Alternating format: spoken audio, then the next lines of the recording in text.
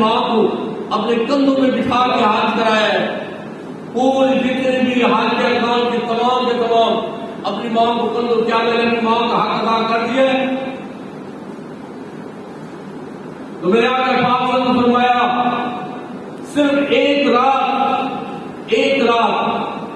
جو وہ تیرے پیشاب پہ سوئی رہی سردی کی ٹھٹک رہی رات میں اور تجھے خشکی پہ سلایا، اس ایک رات کا بھی حق کو ادا نہیں کر سکتا۔ بے شک تم نے حق کرایا ہے، ماں کا وہ ایک رات کا بھی حق تم نے ادا نہیں کیا۔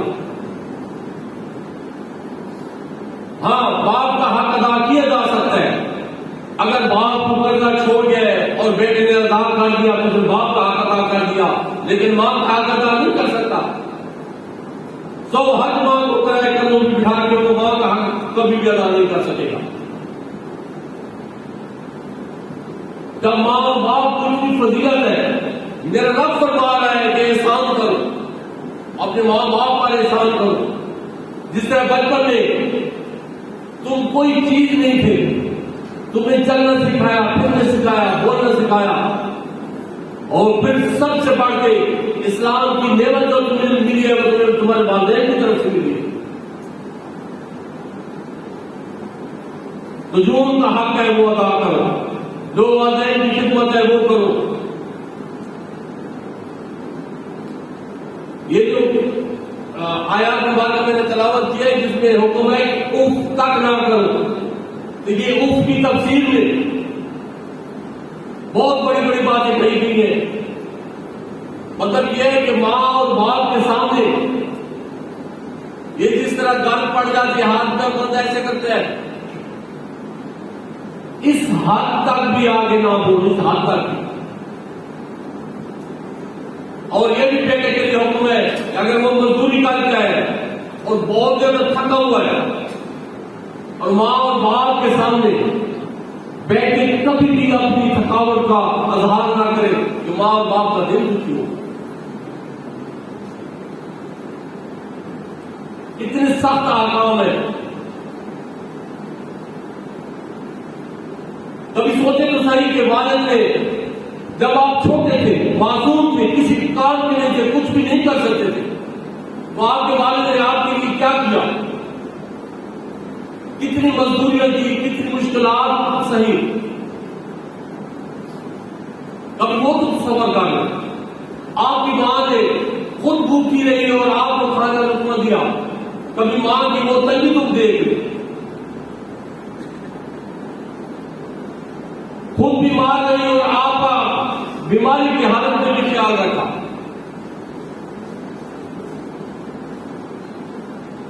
تو اس لیے اپنے والدین کا بہت خیال رکھیے، یہ وقت ہے۔ آپ یقین کریں جو والدین کا تابعدار ہو گیا اللہ تعالیٰ اس کے لیے دین کی راہ آسان کر دیتا ہے۔ یہ اس فقیر کا مشاہدہ ہے،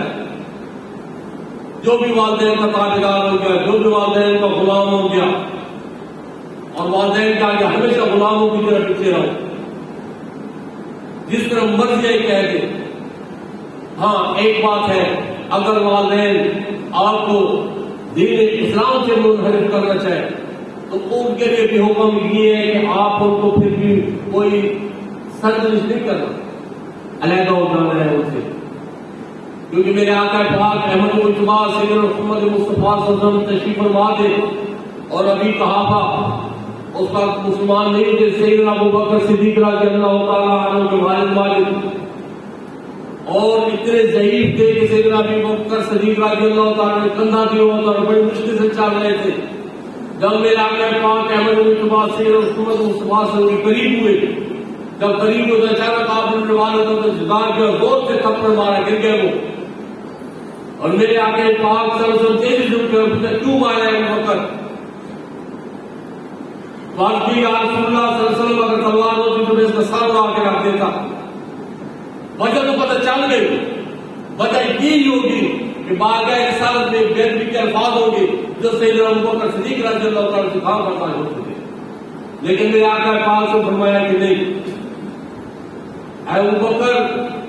کبھی بھی ایسے نہیں کرنا،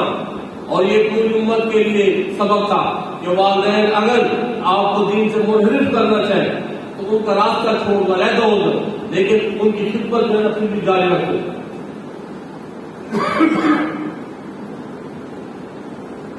جو والدین کی خدمت کرتا رہے گا کبھی بھی کسی میدان میں ناکام نہیں ہوگا، ہمیشہ فتح اسی کے قدم چومے گی جو والدین کا تابعدار اور فرمانبردار ہوگا۔ اس پرفتن دور میں اپنے والدین کا بہت زیادہ خیال کرو، بہت زیادہ خیال کرو، چاہے مال سے کر سکتے ہو، اگر مال نہیں ہے تو اپنے والدین کا ادب کرو، اس حد تک ادب کرو۔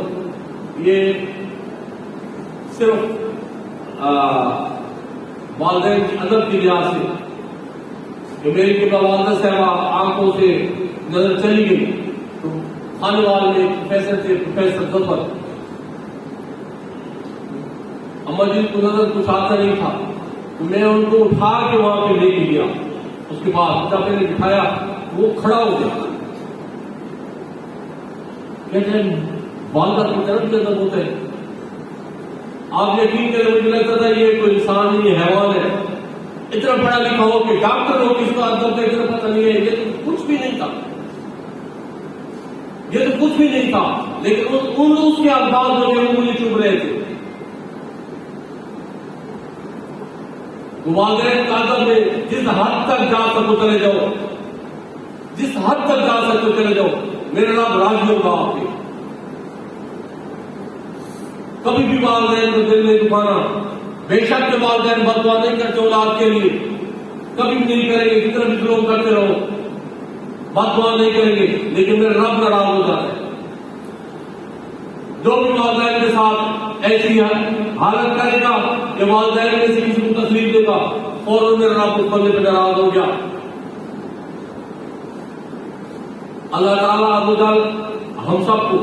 جن کے والدین موجود ہیں ان کی تابعداری فرمانبرداری کی توفیق عطا فرمائے، اور جن کے والدین اس دنیا فانی سے چلے گئے ہیں ان کے لیے جو نیک اولاد ہے یاد رکھیں وہ صدقہ جاریہ ہے،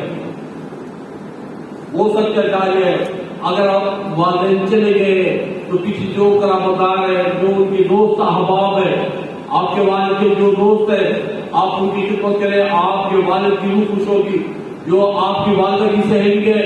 جو ان کی قرابتدار ہے، جب آپ ان کی خدمت کریں گے، ان کی خیرخواہی کریں گے، آپ کی والدہ کی روح خوش ہوگی۔ تو یہ صدقہ جاریہ ہے، نیک اولاد جو ہے یہ صدقہ جاریہ ہے۔ تو اپنے والدین کو